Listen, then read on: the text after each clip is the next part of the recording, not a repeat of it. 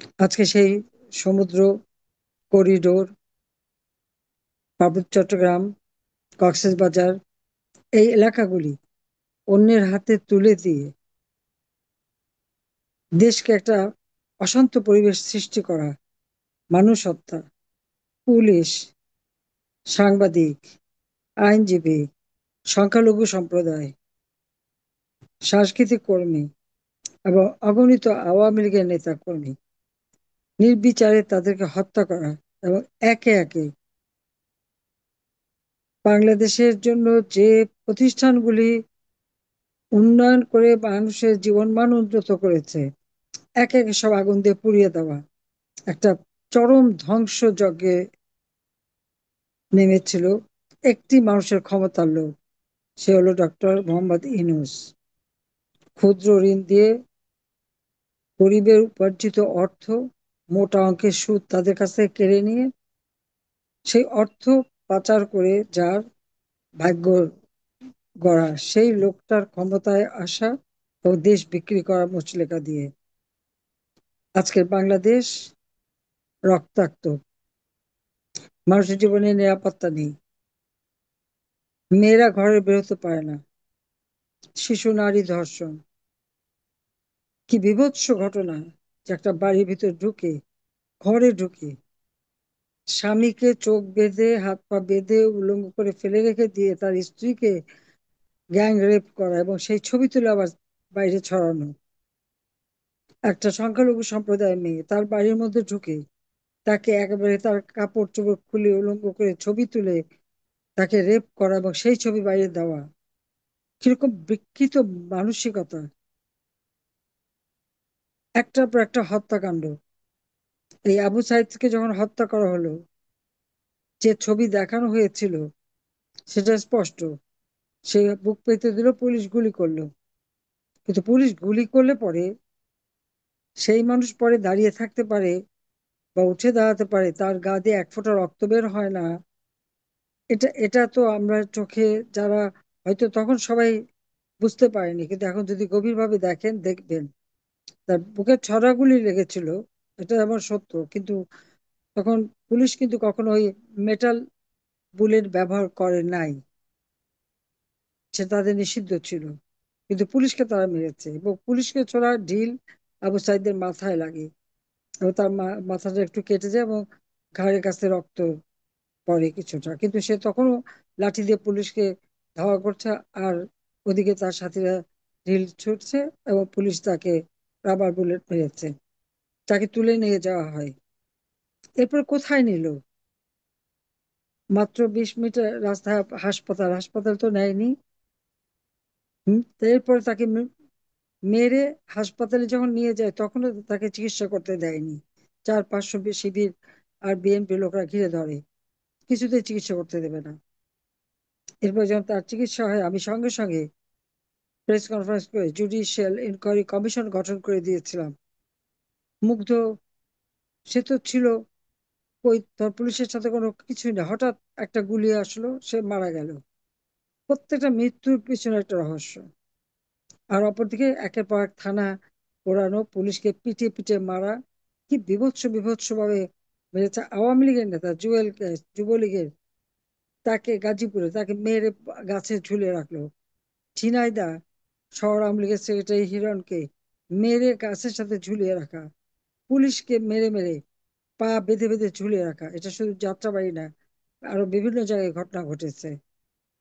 একে একে জেলখানাগুলি ভেঙে সমস্ত কয়েদিরা বের হয়ে যাচ্ছে, যত জঙ্গিরা বেরিয়ে যাচ্ছে তাদেরকে বেরিয়ে যাবে। সমস্ত পুলিশের অস্ত্র লুট, 460টা থানা আগুন দিয়ে পোড়ানো, মানে দেশটাকে যেন একবার ধ্বংসের দিকে নিয়ে যাওয়া হবে। মানুষের জীবনের কোনো মূল্য নেই এবং এখনো সেই ধ্বংসযজ্ঞ চলছে। এবং সবচেয়ে দুর্ভাগ্যের বিষয় যে 15ই জুলাই 2024 সালে যে হত্যাযজ্ঞ এবং আগুন দিয়ে পোড়ানো শুরু হয়েছিল, যা ইউনূসের যে ছাত্র সমন্বয়করা তারা নিজের মুখে স্বীকার করেছে, কে বিটিভিতে আগুন দিয়েছে, কে সেতু ভবনে আগুন দিয়েছে, মেট্রো রেলে আগুন দিয়েছে, পুলিশকে মেরেছে, পুলিশকে হত্যা করেছে, এগুলো তারা খুব গর্বের সাথে প্রচার করেছে। আর যারাই অপরাধ করেছে তাদেরকে দায় মুক্তি দেওয়া হয়েছে, ওদের বিচার করা যাবে না, তাদের বিরুদ্ধে মামলা করা যাবে না। আর মামলা দিয়েছে সমস্ত আওয়ামী লীগের নেতা কর্মীদের বিরুদ্ধে, প্রত্যেকের বিরুদ্ধে মামলা। অপরাধ করুক আর না করুক, নিজের দলের লোক মারা গেছে, তার সেই মামলাও আমার দলের লোককেই দিয়েছে। আত্মীয় মারা গেছে, নিজে আপনজন, সে মামলাও তার আত্মীয়কে দেওয়া হয়েছে। এই ধরনের বিচারহীনতা, এই ধরনের অরাজকতা, আমি জানি না ছাত্রদের হাতে লাঠি সোটা চাপাতি, এবং শুধু ছাত্র না, তারা তো এটাও ইউনূস বাহিনী স্বীকার করেছে যে ছাত্র পাওয়া যাচ্ছিল না দেখে তারা কিশোর গ্যাং জেনেভা ক্যাম্পে থেকে বিহারীদের ছাত্র অন্য লোকদের নিয়ে ছাত্র সাজিয়ে ফলস আইডি কার্ড দিয়ে তাকে ব্যবহার করেছে। এবং এখন সেই তাণ্ডব কিন্তু থামেনি। একে একে সমস্ত আমাদের ঐতিহ্য স্থান ধ্বংস। বঙ্গবন্ধু শেখ মুজিবের সেই বাড়ি, যেটা স্মৃতি জাদুঘর, যেখান থেকে তিনি স্বাধীনতার ঘোষণা দিয়েছেন, সেটা প্রথমে আগুন দিয়ে জ্বালালো, লুটপাট করলো, এরপর বুলডোজার দিয়ে ভেঙে উৎসব করলো। কেন? অপরাধটা কি ওই বাড়িটার? উত্তরাধিকার সূত্রে আমি আর আমার বোন পেয়েছি, আমরা তো ব্যবহার করিনি। বঙ্গবন্ধু মেমোরিয়াল ট্রাস্ট করে জনগণকে দান করে দিয়েছে, এবং এই মেমোরিয়াল ট্রাস্ট থেকে হাজার হাজার ছেলে মেয়েকে লেখাপড়ার জন্য বৃত্তি, অনেক আহত নিহত পরিবারকে সাহায্য, আর্থিক সহায়তা আমরা তো দিয়ে যাচ্ছিলাম। আমরা তো নিজেদের জন্য কিছু রাখিনি, কিছু করিনি, নিজের সন্তানদের জন্য না। আমাদের দুই বোনের 5টা ছেলে মেয়ে কই বাংলাদেশে, তারা তো কিছুই চায়নি, নিজেরা লেখাপড়া শিখেছে। বিশ্বের সেরা সেরা ইউনিভার্সিটি থেকে তারা ডিগ্রি নিয়ে তারা চাকরি বাকরি করে খাচ্ছে, কাজ করে খাচ্ছে, তাদেরও রেহাই নাই। তাদের বিরুদ্ধে একে একে মিথ্যা মামলা, এবং শুধু মিথ্যা মামলা না, যেখানে যেখানে কাজ করে সেখানে সেখানে মিথ্যা অপবাদ দিয়ে চিঠি দেওয়া। এবং কত হাস্যকর কথা, টিউলিপের মেয়ে, টিউলিপ রেহানার মেয়ে, সে নাকি আমার উপর চাপ দিয়ে তার মা এবং ভাই বোনদের জন্য জমি দিতে বাধ্য করেছে। আর আমার মেয়ে আমার উপর চাপ দিয়ে জমি নিয়েছে, কি আপন মায়ের উপর সে মানে চাপ দিয়ে জমি নিয়েছে। এটা একটা কথা হলো? আমি যে এই ভাষাটা বুঝতে পারলাম না যে এটা কোন ধরনের ভাষা ইউনুস গভর্নমেন্টের। আসলে যারা বিচার করবে বা যারা দুর্নীতি দমন কমিশনে চাকরি, আজকে দুর্নীতি দমন কমিশনের যে চেয়ারম্যান, সে যখন বিমানে কাজ করত, তার বিরুদ্ধে দুর্নীতির অভিযোগ ছিল, সেখান থেকে সরিয়ে দেওয়া হয়েছিল। আর সে হয়ে গেছে এখন দুর্নীতি দমন কমিশনের চেয়ারম্যান। আর যে আন্তর্জাতিক ট্রাইব্যুনাল গঠন করা হয়েছিল যুদ্ধ অপরাধীদের বিচারের জন্য 1973 সালে, যারা মেয়েদের ধরে পাকিস্তানি হানাদার বাহিনীর ক্যাম্পে দিয়েছিল, আগুন দিয়ে মানুষ পুড়িয়েছিল, যারা এই দেশটাকে ধ্বংস করতে চেয়েছিল, যাদের দোসর আলবদর রাজাকার আল শামস বাহিনী, তাদের বিচার করার জন্য যে ট্রাইব্যুনাল, যেখানে তাদের যুদ্ধাপরাধীদের বিচার হয়েছে, সেখানে আবার আমাদের বিচার হবে। স্বাধীনতা বিরোধীদের বিচার আর যে দল স্বাধীনতা নিয়ে আসলো তাদের বিচার একই জায়গায় করে যাচ্ছে। কারা করছে? ওই স্বাধীনতা বিরোধীদের ডিফেন্সের প্যানেলে যারা ছিল, আজকে সেই আইসিটির চেয়ারম্যান, চিফ প্রসিকিউটর থেকে শুরু করে সবই তাই।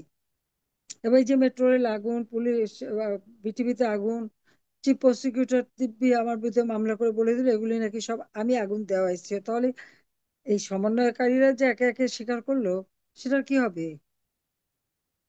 একটা মিথ্যা বলতে গেলে ধরা মানুষ খাবেই। আমি কারো দেশের ক্ষতি করতে যাব? আমি যে দেশ নিজের হাতে গড়ে তুলেছি, সেই দেশ আমি কি করে ধ্বংস করব? যে দেশের মানুষের উন্নয়নে আমি কাজ করেছি, সেই দেশের মানুষকে আমি কেন হত্যা করতে যাব? আমি তো আমার বাবা মা ভাই বোনের হত্যাকারীদেরও হত্যা করি নাই। সাধারণ আর 5টা মানুষের যেমন বিচার করে, ঠিক সেইভাবে বিচার করেই আমি ন্যায় বিচার প্রতিষ্ঠা করেছি, বিচারহীনতা দূর করেছি। আর আজকে সারা ঘরে ঘরে দেশে স্বজনহারা কান্না। কত মানুষকে যে হত্যা করেছে, কত পুলিশ, যত হাজার হাজার পুলিশ যে হত্যা করেছে, কই তাদের লাশগুলিও তো পাইনি। আনসারদের লাশ নেই। আওয়ামী লীগের অগণিত নেতা কর্মীকে যে হত্যা করেছে, আজকে তাদের পরিবারগুলি কি দশা? আজকে সারা বাংলাদেশের আকাশ বাতাস পিতাহারা সন্তানের কান্না, সন্তানহারা পিতার কান্না, স্বামীহারা স্ত্রীর কান্না, স্ত্রীহারা স্বামীর কান্না, সন্তানহারা পিতা মাতার কান্নায় সমস্ত আকাশ বাতাস আজকে ভরে আছে। তাদের কষ্ট, তাদের দুঃখ, এটা তো আমরা বুঝি। এবং অনেককে মেরে মেরে এমন জায়গায় ফেলে ফেলে রেখে দিয়েছে, ভাবছে বাঁচবে না, কিন্তু স্থানীয় লোকজন তাদেরকে নিয়ে গেছে হাসপাতালে, কোনো মতে বাঁচতে পেরেছে। কেউ কেউ হাসপাতাল দিয়ে মেরেছে। অথচ এই 15 জুলাই থেকে যখন এরা এই অগ্নিসন্ত্রাস করে, মানুষকে মারে, এমনকি ছাদের থেকে আমাদের ছাত্রকে ছেলেদের হাত পা রক কেটে মাটিতে পর্যন্ত ফেলে দেয় চট্টগ্রামে, আমি কিন্তু প্রত্যেকের চিকিৎসার ব্যবস্থা আমি করেছি। আমার ডাক্তার সামন্ত সেন ও রোকেয়া যে প্রতিটি হাসপাতালে রোগীদের চিকিৎসা দিয়েছে, বিনা পয়সায় চিকিৎসা করেছে। আমি যখন ডাক্তার অনুমতি দিয়েছে, আমি তখন তাদের দেখতে গেছি, প্রত্যেকটা আহতদের আমি আর্থিক সহায়তা দিয়েছি, প্রতিটি নিহত পরিবারকে আমি আর্থিক সহায়তা দিয়েছি, এবং তাদের সমস্ত চিকিৎসার দায় দায়িত্ব আমি রেখেছি। আমি চলে আসার পরে তো তাদের চিকিৎসা হয়নি, আর এখন চিকিৎসা হয়নি, এখন হাসপাতাল দখল করে বসে আছে, সেটা আবার আর এক ঘটনা। কি অদ্ভুত একটা অরাজকতা সারা দেশে, একটা রাষ্ট্র চালাতে এই ডক্টর ইউনূস সম্পূর্ণ ব্যর্থতার পরিচয় দিয়েছে। না আইন শৃঙ্খলা, না মানুষের খাদ্যের ব্যবস্থা, না মানুষের কাজের ব্যবস্থা, না চাকরির ব্যবস্থা। এই 10 মাসের মধ্যে তো একটা একটা মানুষেরও চাকরি বা কাজ তো দিতে পারেনি। হ্যাঁ, কিছু জায়গায় দলীয়করণের জন্য ব্যবস্থা নিয়েছে। হাইকোর্টের চিফ জাস্টিস থেকে শুরু করে শিক্ষক, ডাক্তার, এমনকি আইনজীবী, প্রত্যেকে লাঞ্ছিত হচ্ছে। আর আমাদের জন্য তো কোনো আইনজীবী দাঁড়াতেই পারবে না। ওরা যাকে খুশি তাকে দিয়ে দিবে, সে যা খুশি তাই বলবে, সেটাই পাস। আদালত নাকি আমি অবমাননা করেছি, সেই জন্য আমার শাস্তি দেয়। আরে ইউনূস তো লেবারদের অর্থ আত্মসাৎ করেছে, লেবার কোর্টে তার শাস্তি হয়েছে 6 মাস। আর সেইটার প্রতিশোধ নিতে যে আমাকে আদালত অবমাননার কথা বলে, আদালতটা কোথায়? এই সমস্ত অপরাধীদের দিয়ে বসালেই কি আদালত হয়ে গেল? আদালত তো সম্পূর্ণ দলীয়করণ, এবং সমস্ত আইন ভঙ্গ করে এটা করা। আজকে কোনো বিচার নাই।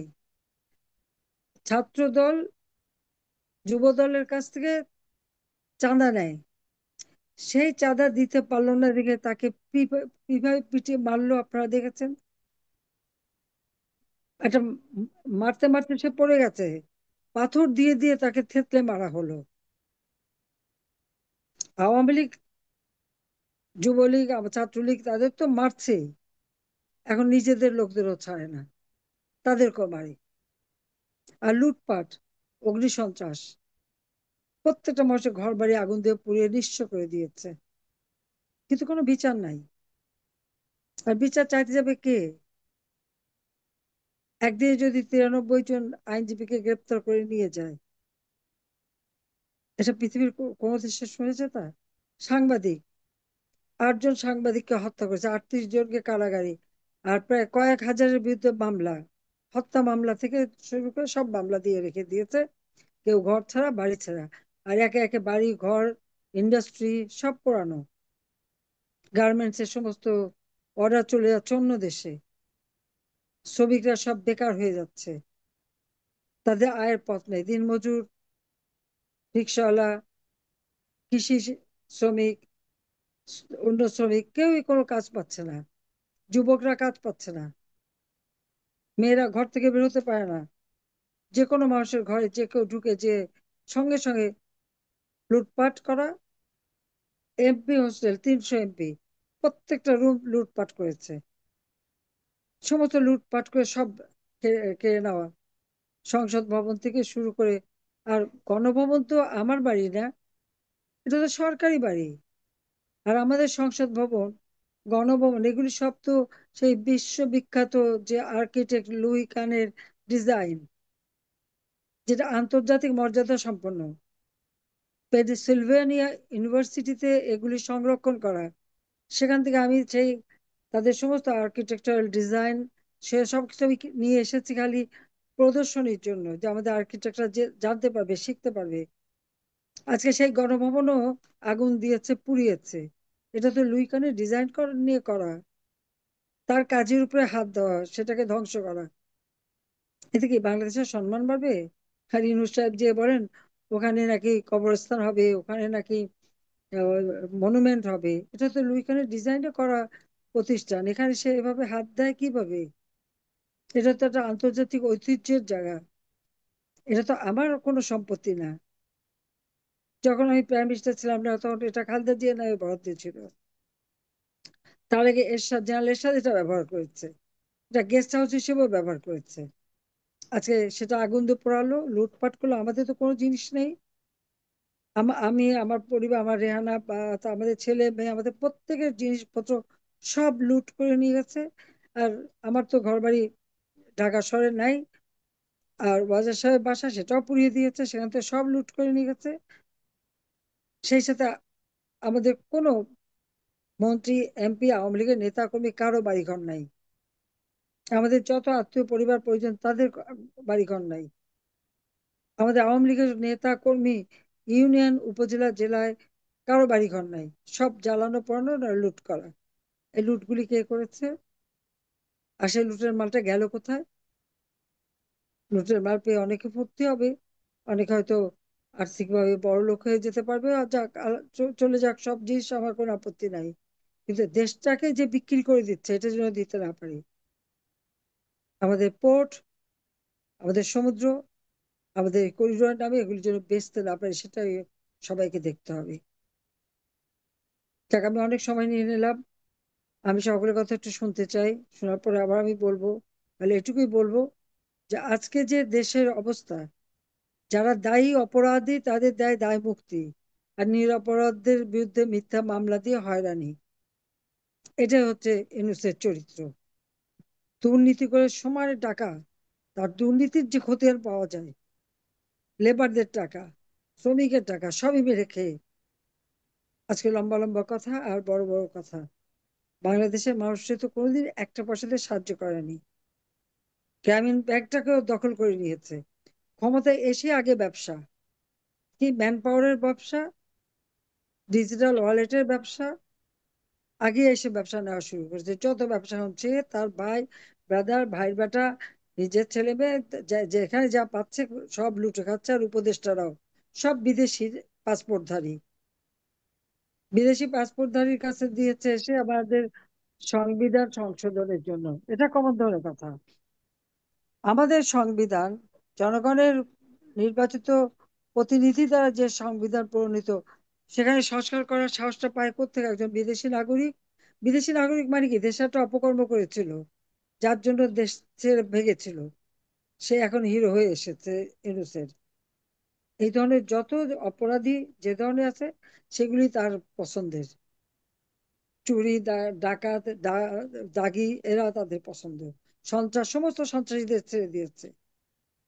সে হলি আর্টিজান থেকে শুরু করে গ্রেনেডের, আকস্মিক কাগজ গ্রেনেড হামলা, বা যত রকমের দুর্বৃত্ত পরায়ণতা, যারা জেলে ছিল সাজাপ্রাপ্ত আসামি সবাইকে মুক্ত করে দিয়ে, আর নিজের বিরুদ্ধে, ইউনূসের বিরুদ্ধে 5টা দুর্নীতির মামলা। শুধু 5টা না, আরো বেশি, তার প্রত্যেকটা কোম্পানি 38টা মামলা তার বিরুদ্ধে, যে সে আয় কর দেয় না। তার বিভিন্ন কোম্পানি ট্যাক্স দেবে না, ট্যাক্স ফাঁকি দেওয়া, সেই মামলাও তো তার বিরুদ্ধে হয়েছিল। ক্ষমতা এসে সব মামলা বাদ, একটা পয়সা ট্যাক্স দেয় না বাংলাদেশের জনগণকে, শুধু জনগণের পয়সা শুষে খায়। এর হাতে দেশ কি করে চলবে বলেন? এই যে এই সুদখোর, খুনি, জঙ্গি, ফ্যাসিস্ট ইউনূসের হাত থেকে দেশকে রক্ষা করতে হবে। দেশ তো ধ্বংসের দিকে নিয়ে গেছে, কিন্তু এখন তো বোধহয় মাটিটাও বিক্রি করবে, সাগরটাও বিক্রি করবে। কাজে দেশটাকে রক্ষা করার জন্য সকলকে আমি আহ্বান জানাচ্ছি যে সবাই সোচ্চার হন।